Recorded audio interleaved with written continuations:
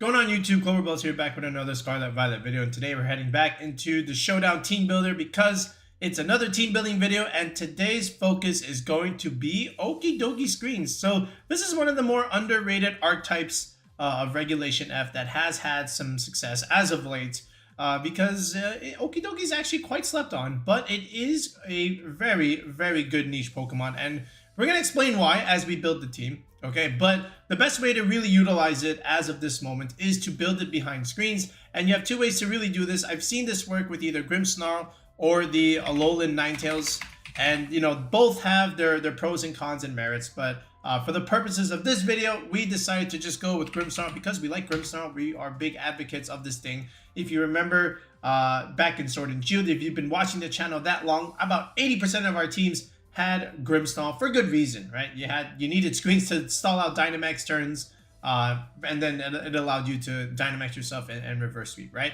But for here, we're gonna be super bulky, okay? We're gonna go and hide behind these screens, so it doesn't matter how much damage our opponent is gonna be doing because we can mitigate that, live, and then from there deal big damage right back. So here we go, Okidogi, Grimmsnarl, and then the archetype looks like this. It's gonna involve roaringmoon. Okay, which is something we haven't built or used in a hot minute, but then again, roaringmoon is still a very, very good dragon type to use that's not named Raging Bolt.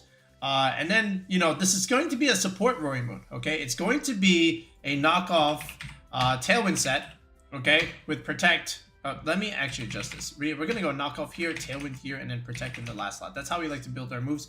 And then, of course, the Acrobatics booster energy set, right? So we're gonna get speed control from this roaringmoon. We're gonna knock off important items, and you know, there's two ways to really build this roaringmoon in terms of like an EV spread here. You can either go a lot more attack or almost no attack and then just full bulk, but either way, this is going to be a jolly 252 speed roaringmoon, okay? And then we'll show you how to do both builds once we finish off rounding out the team here. But from here, something like Gholdengo very much thrives here, and now you start getting your Dragon Fairy Steel Core going, right, with Roaringmoon and Gholdengo and Grimmsnarl. Gholdengo very much enjoys Tailwind support, also very much enjoys screens because then that allows it to set up your patented Nasty Plot Make It Rain combinations, right? So that's what we're doing here, okay? And Gholdengo again is very strong in the format as of right now. Wasn't really used that much in the beginning, but now people have started to pick up on it, you know, in the middle of the format, heading towards the tail end of it. And Gholdengo is very good, especially against, like, you know, that Articuno stuff that's running around. You know, Make It Rain just does so much damage into both of those ice types in general, right? But from here, you know, the Gholdengo is going to be super bulky. You know, just hide behind these screens, and we're going to have a redirector on the team, okay? And if we can outspeed and go first with Tailwind, then that's going to favor Gholdengo even more, right? Then I need a Fire Water Grass Core, you know, so this way I can get good balance and have a lot of flexible options and pivots. So I can't think of another mon than to kick it off with Ogerpon-wellspring. So here's our Water Grass type. Here's the Follow Me. Okay, here's our Redirector. This is going to help set up the Gholdengo Nasty Plot stuff, right? And what's really good about Ogerpon here is if you have screens, okay, and an Intimidate option, okay, and you terrestrialize this, getting your +1 spin F boost, all of a sudden Ogerpon gets very difficult to remove, okay? And then you just start clicking these Horn Leeches, and just, you know, whatever damage they're doing is not going to be as much damage versus your Horn Leech. So you can take damage and then just heal it back and more with Horn Leech. And the same can be said with Okidogi here when we have Drain Punch, right? So it's all about taking damage, mitigating it, then dealing more damage back and healing whatever damage you took with the Ogerpon and the Okidogi here. And then these guys they're just supporting you, right? Then let's get one more strong offensive option. We need a good fire type. You can easily put Incineroar here. It works, absolutely. Then you get Fake Out Pressure. Then now you can, you know, another tool that you can use to set up Nasty Plot, another good pivot option. But let's go a little bit more aggressive. Let's go with its little counterpart here. Let's go with Hisuian-Arcanine with the Choice Band set. Okay. And again, if you're more comfortable with Incineroar, then very much you can do so. But we want a little bit more damage coming from the physical side because we've got Gholdengo, you know, in terms of the special damage. Roaringmoon can deal some good physical damage, but we're going to be going a bulkier support route. And then Grimmsnarl doesn't do much anyway. So let's go Arcanine here just to give our physical damage output a little bit more gas behind the pedal, right? So then how do we want to do our EV spreads? So first let's do the movesets, but you can kind of see how we're doing this. Again, we're going with our two main VGC cores here with Roaring Moon, Grimmsnarl, Gholdengo, Dragon Fairy Steel, and then Ogerpon and Arcanine gives you that Fire, Water, Grass core, and then Okidogi has all of this centered, built behind it, right? So you've got screens, you've got speed control with Tailwind as well as Thunder Wave, okay? Then you've got redirection, okay? And then, of course, you have Intimidate support, right? So you have a lot of tools going for you, okay? The only thing you're just about missing is the fake out stuff, but that's okay, all right? We've traded fake out for screens, if you can think of it like that, right? So from here, we can just go an Assault Vest route. And what's really good about Okidogi, with Roaring Moon and Arcanine is you want to intimidate these options, right? But then Guard Dog says, okay, you can do that. You can intimidate my Arcanine and Roaring Moon, but then you're just going to give me a +1 attack boost, right? And that's the whole gimmick behind Okidogi is just another anti-intimidate option against something like Incineroar. Incineroar is going to have a lot of problems dealing with Okidogi for sure, right? So from here, let's just go Gunk Shot here, another stab move. It's going to do a lot of damage, especially against the opposing Ogerpons. All you have to do is simply not miss, okay? And you will be able to land these Gunk Shots. Why? Because this whole team is blessed by the Clover Luck from the Clover Bells channel. That means you get +1 extra, +1 accuracy boost, right? So go ahead there. Then you get upper hand, right? So again, flinch, if they're trying to go for, unless they're using priority, right? We know what upper hand does at this point. Then Ice Punch, the tech move, against something like Landorus. Landorus can, click Earth Power into Arcanine and Gholdengo. Can also click Sludge Bomb here into Ogerpon and Grimmsnarl. So Okidogi makes a lot of sense here to have Ice Punch just to have something against that mon. So it's going to be pretty good, okay? And then from here, just in terms of a Terra option, couple of options. I think Water is pretty good here just to have, again, another good solid defensive Terra type here. I think Water makes a lot of sense. It's okay. Grimmsnarl here. So Spirit, the Light Clay set for a little bit longer screens. Of course, Spirit Break, which is really good into something like Raging Bolt. Like Raging Bolt does not want to be taking Spirit Break. So neither does Flutter Mane, for example. These are two very much premier Pokemon that don't want to be taking Spirit Break damage. Because then they just kind of just sit there, right? They're going to be bulky, right? Raging Bolt's bulky, but it's not going to do damage. So that's all you really want out of it. And then from here, just do the screen stuff. And then, of course, like we said, Thunder Wave over here, right? And then a Poison, a Ghost type is going to be good. So this way you can dodge the fake out stuff and be able to set up whatever it is you need to set up. But very rarely will you terrestrialize the Grimmsnarl here, of course. Roaring Moon here, it's going to be flying, so it's the acrobatic set booster energy stuff. And then Gholdengo here. I think Leftovers is going to be good, so a little bit more recovery. You can go stuff like Life Orb, you can do stuff like Metal Coat, right? The Metal Coat Nasty Plot set is going to do a lot of damage. So if you want to go that route, absolutely get more damage out of your Gholdengo. But at the time during the team building, we went with Leftovers just to have a little bit more recovery over time, right? So, Leftovers and Protect, behind screens, you're going to be getting good recovery and, not take as much damage as you normally would because of those screens. Ogerpon, of course, Ivy Cudgel. All right, we got the other two moves and then Spiky Shield. And then the Arcanine here. Oh, by the way, the Gholdengo Terra type. I like Fairy, actually. Like, I'm not going to lie, Fairy is pretty good here because, again, now you don't take dark damage as much, right? Especially with Chenpao running around, another Roaring Moon running around. Okay, these are Urshifu Dark, right? Can give it some problems, but if you just go Terra Fairy, then you're a-okay, right? Arcanine over here, Flare Blitz, Rock Slide, your 2 stab moves, right? Then your Extreme Speed, the occasional priority move that you can always click, and then Head Smash just for big damage whenever you need it. And then in terms of Terra type here, I like Ghosts on this, right? Because again, if the opponent knows in a best of 3 that you can't protect, that's an easy fake out target. But what if I Terra Ghost? Now what do you do, right? Then I can get off my key attack here, right? And there's no Chenpao here, so I don't really need this boosted extreme speed damage. Whatever damage I can get out of it is going to be good. But, you know, I have some good speed control here. I've got Thunder Wave and Tailwind, so that's not too bad already. But you can tell how the team functions. It's going to be super bulky. We're going to rely on Grimmsnarl screens. The damage is going to come from stuff like Gholdengo. And then in the end games, we can pretty much just outbulk and out-heal you with stuff like Okidogi and Ogerpon here, right? And that's the main objective with this kind of team, all right? So that being said, we've got the 6. So now let's go ahead and let's create some EV spreads, starting right back here with Okidogi. All right, so back here, now the main thing that I was looking at with Okidogi is, look, I'm a poison type.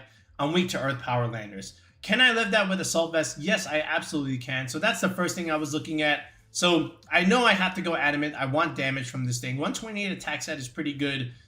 So now how do I, you know, calc so that with this Assault Vest and base 88 HP, 86 speed def, how can I live a modest, you know, earth power, or even like a modest 116 earth power, or like a max speed timid earth power? So if you take a look at the damage calculator, basically what I was doing was this. I wanted to go for, you know, some specific benchmark here. And at the time, I wanted to go to 228. So 192, this is one of your benchmarks for Rillaboom grassy terrain, optimal recovery. Now, there's no Rillaboom on this team, but in the event that our opponent decides to bring Rillaboom against something like our Ogerpon, then, you know, we can at least go for that number in that sense, right? So then how much SPDF do I need to invest? So this is where you go into the damage calculator, all right? And you can just literally look up how you can do this, right? So 228 HP. So now I'm looking at Earth Power Landorus. All right, so this is modest 116, or you could even do something like timid 252, right? Either way, it's the same thing. So Earth Power here, 228.92. That will give us the 6.3% chance roll. So what we want to do is just boost this up a little bit.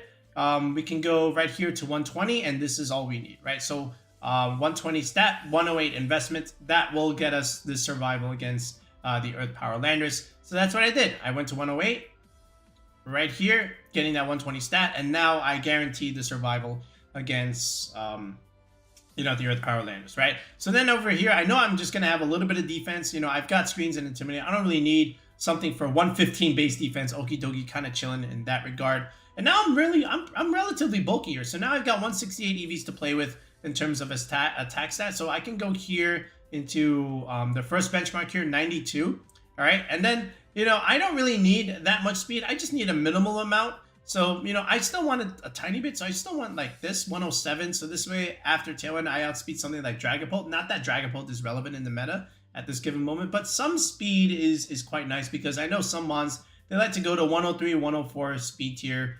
So, you know, this in case of the Jolly, Chanpao, and Fluttermane stuff eventually, right? So we just go to like 107, you know, still going for that speed tier. And then these 24 EVs, these are just like leftovers, so you can just dump this into attack like this. And that's pretty much it, right? At that point, it's just like, okay, let me get a little bit more damage. I've got the bulk already. I've got my calc. So now let me just throw it into attack. And, you know, if you're someone that says, you know what, I don't really need speed, right? Then you can just have minimal speed investment and then just dump the rest into attack like this. But I think having a little bit of speed on Okidogi is pretty good. All right, Grimmsnarl, we're going to go with the classic set here with Careful Nature. This set hasn't changed really since Sword and Shield.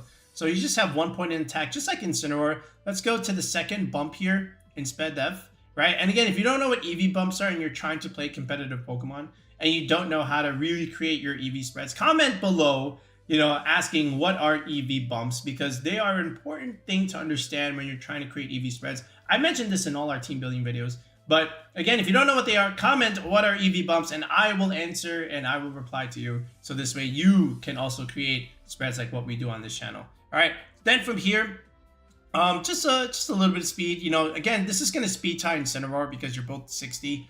So a little bit of speed maybe to avoid some of those ties is going to be good, right? Then you just pretty much go 236 HP, and then the rest just goes here into defense, right? 103 defensive benchmark over here. All right, then over here, Roaring Moon. So like we said, it's max speed here. So there's 2 ways to really do this, right? You could do the old school route. You can just have 1 point in the bulk, right, for both sides, and just have enough attack where you're gonna undercut your own speed by a point, and then the rest just goes here into defense, into HP like this. And now this way you still guarantee your speed boost, but at the same time, now you still deal some decent solid damage with the 187 investment here. I'm sorry, the 220 investment, 187 attack stat, right? Or you could say, you know what? I don't really need that much damage. I prefer my Roaring Moon to be a lot more bulkier and be, you know, a little bit more stay on the field, right? So you might say no attack. How about no attack? Yeah, this works as well. So what you end up doing here is you just go about 116 and about 130, well, 1 point in the attack stat, right? 132. And what this does is this allows you to survive stuff like Urshifu close combat with the reflect, right? Or the intimidate, right? And then if anything, you could do this, right? Where you just remove the bulk size here and then just go 164. So 92 HP, 164 defense. This guarantees their survival against Urshifu close combat here, right? So not guaranteed, but again, you get the 6.3% chance roll, which is good enough, right? So I've clicked reflect here. Here's the Urshifu. This is adamant Urshifu, by the way. So if you're going against adamant Urshifu Sash, then you will survive this. And then at the same time, you know, if you just intimidate, the same kind of calc, right? Again, I'm not accounting for Wicked Blow. You're a dark type anyway, so yeah.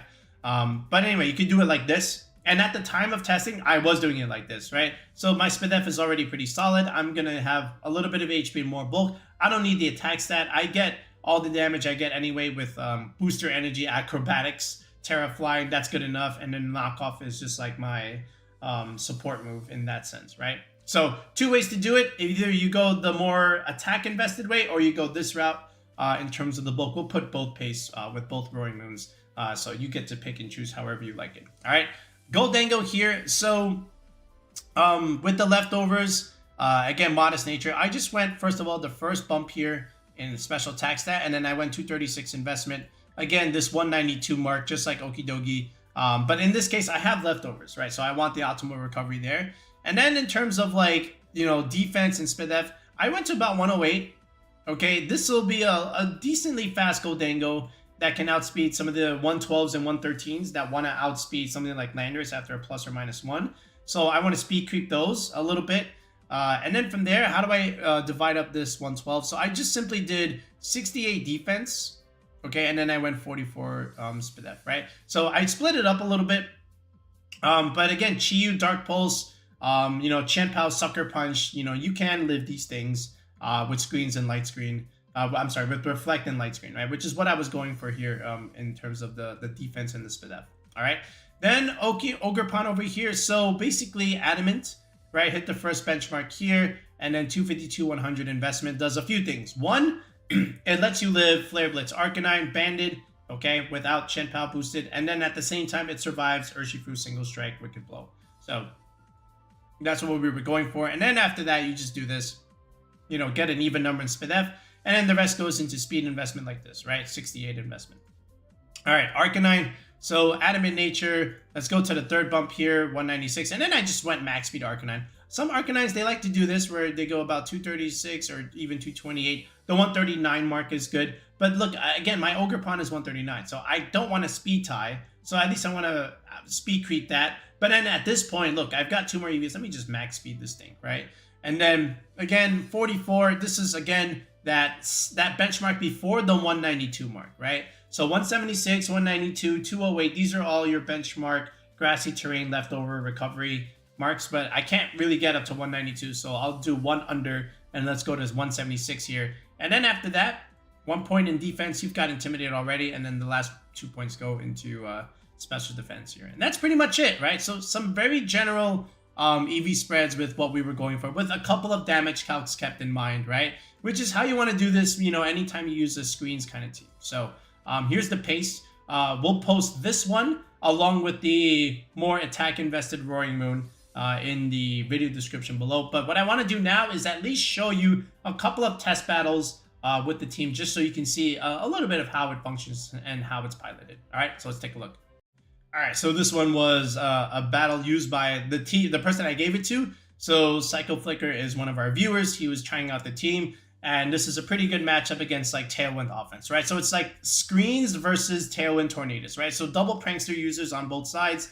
So he's also got an Arcanine. He's got Raging Bull. He's got pretty much a standard, you know, hyper offense balance kind of idea, right? So he decides to lead Grimmsnarl and the Ogerpon. Good choice. I like it here. Then he goes with Flutter Mane and he goes with Tornado. So that's pretty good. He's leading aggressive. He goes Terra Flutter right off the bat. We're going to go Terra Water here. Get that Spadef boost so this way we can survive Flutter Mane stuff. So Thunder Wave plus, you know, Ivy Cudgel picks up here, which is smart, right? Because our opponent went greedy. He decided to go with the Bleak Wind and he pays the price, right? So that's good. We're already, this is a great start, removing the Flutter Mane right off the bat. The fact that it died to Ivy Cudgel, again, remember, when you Terra, you're already +1.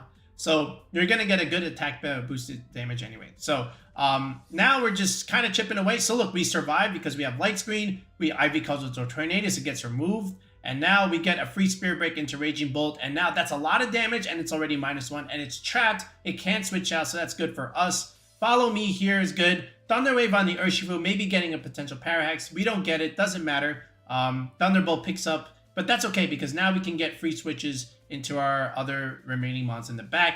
Paralyze and -1 Raging Bolt. We have Light Screen. We're not really worried about Raging Bolt's damage here. The main thing is just to remove this Urshifu stuff, right? So, Acrobatics, a little bit of chip into Urshifu, right? Draco Meteor not doing as much damage. We've got Light Screen. He's already -1. And he goes for Surging Strikes into the Okidogi. But look how little this does, right? So, now you just remove the Urshifu. Simple Drain Punch. And that's pretty much it. The Raging Bolt can't do anything here. And again, we're able to live a lot of stuff because we had the screen support, the light screen from the Grimmsnarl. Alright, this one is me using the squad here. So this is pretty much Dragonite, Chien-Pao, Entei stuff with Tornadus, Gholdengo. Actually, we built a team like this back in like January. We gave this to Miguel. He did very well. So again, more Tailwind offense, which means Grimmsnarl is definitely going to come to all of this. Because why not? Let's mitigate damage. So we're going to go Grimmsnarl, Arcanine this time. Right? So this way, if he leads the Chien-Pao, we can at least Intimidate it and deal Rock Slide damage into a lot. So both of these are very susceptible to Arcanine here. So he's forced to Terry the Entei, which is fine. Let's get Reflect up. He goes Stomping Tantrum, which is normally 4 times super effective to Arcanine, but because we have screens, we're able to live it. And we KO the Tornadus because Rock Slide Bandit is broken. The Arcanine, I'm going to account for the extreme speed into the Arcanine. So I'm going to switch into Roaring Moon here. He actually goes to the Grimmsnarl instead. The Entei goes Stomping Tantrum again. Still not enough damage. Spirit Break does more than half, which is good. Now, if he goes into Chien-Pao here, which he doesn't, I'm going to account for that. So I'm going to go Terra Flying here. And he goes Extreme Speed into Roaring Moon. Still not doing much damage. Let's go and break the Urshifu, right? And he has no Sash because the Sash is on Chien-Pao. So that was definitely banded. And then Spirit Break just picks up the Dragonite. And now he's just left with Entei. And he has no choice, right? He just got overwhelmed anyway, right? So look at this. 4 turns, right? We're using screens. You think this would go on a little bit longer, but because we were able to live things and do more damage back, okay, the games actually go a little bit quicker than one would think, right? So let's take a look at another one. All right, so finally we're playing against someone that was using the Articuno team, right? So this is where something like Gholdengo looks pretty good. Now, because of that, he knows that, and he's definitely going to try and consider bringing the Landers. And then from there, he has one of the other 3 to bring, right? So how does he lead it? Of course, he's going to bring the Ninetales stuff, and there's the Articuno, right? So we're going to go Grimmsnarl again. We're going to match him screens for screens. We're going to go Gholdengo. And really, all this is just setting up Light Screen and setting up Nasty Plot turn 1, right? So he goes the Aurora Veil, that's fine. Nasty Plot here. And Blizzard doesn't do as much damage to Gholdengo, which is good. We have leftovers. Does decent chip into Grimmsnarl. But here's the Helping Hand. And this is, you know, we removed the Ninetales. We missed the Articuno, unfortunately, right? That would have been huge if we were to land that, but, you know, Snowcloak is broken. Unfortunately for Grimmsnarl, Blizzard does pick up with the Helping Hand. I thought we could have lived it, but we're not lucky in that sense. But that's fine. So here's Landorus. Here's the Ogerpon. But now we can just Terra this, get this Spadef boost, okay? And really, I just want to try and deal some decent damage here. Maybe I can pick up the Articuno here. We hit the Make It Rain this time, but it doesn't pick up the KO, but does a lot of damage, right? And there's the Blizzard. Gholdengo's taking good chip, but again, we're surviving, we're thriving, we have leftovers, we have Light Screen. So I really just need to pick up the Landers here, and this is as good of a time as I have to try and do it. He doesn't protect, he gets greedy. So yeah, we're able to take this Blizzard relatively well, right? So now it's just Articuno here, and again, the snow is about to expire. There's only 1 turn left, so I just want to redirect. All right, he picks up my Ogerpon, which is still fine, right? And I wanted to see how much Shadow Ball would do, and it didn't really do that much. I guess the better play is just to go Make It Rain and pick up the Articuno. That was a mistake on my part, right? I just wanted to see what that damage would do. But that's okay. We've got Okidogi here. The Articuno's out of the snow. It's fine. Ivy Cudgel won't do as much. And then we just pick it up here. And now we can start overwhelming this Ogerpon here a little bit. Because, again, we have more damage. All right, he picks up the Gholdengo here. But look, we have Gunk Shot here. And that is all we really needed. Because now he has no choice. And now we can just not risk anything, just go for Drain Punch. And Okidogi, again, is able to just clean things in the end game after we've dealt with a lot of the early game pressure with our own resources. Now he doesn't have anything left to deal with what we have remaining in the bag, right? So good job, Okidogi. All right, folks, so there's the paste. Again, we'll make this a rental in the, for April, of course, the last month of Regulation F. So here's the bulky Roaringmoon, no attack, but a ton of defense, right? And a little bit of HP. And then this one has more attack investment, not as much bulk. But again, both are still max speed investment here. So give either one a go. Let us know how you do with it. And again, if you need help yourself with building a team, if you're getting ready for Orlando or EUIC or some kind of mid-season challenge or premier challenge, feel free to sign up for coaching on the channel. Tier 3 sub gets you a one-on-one call with me for team building. Once you do sign up, you're able to join the Discord and then message me on Discord. Actually, you can do that right now. If anything, joining the Discord is free, right? But if you want to reach out to me, that would be the best place to go. And then from there, we can coordinate a common time where we can meet and get you the team that you want for whatever it is you need it for. All right, but that's going to do it for now, folks. We'll be back with another video in the next one. Peace out and have a good one.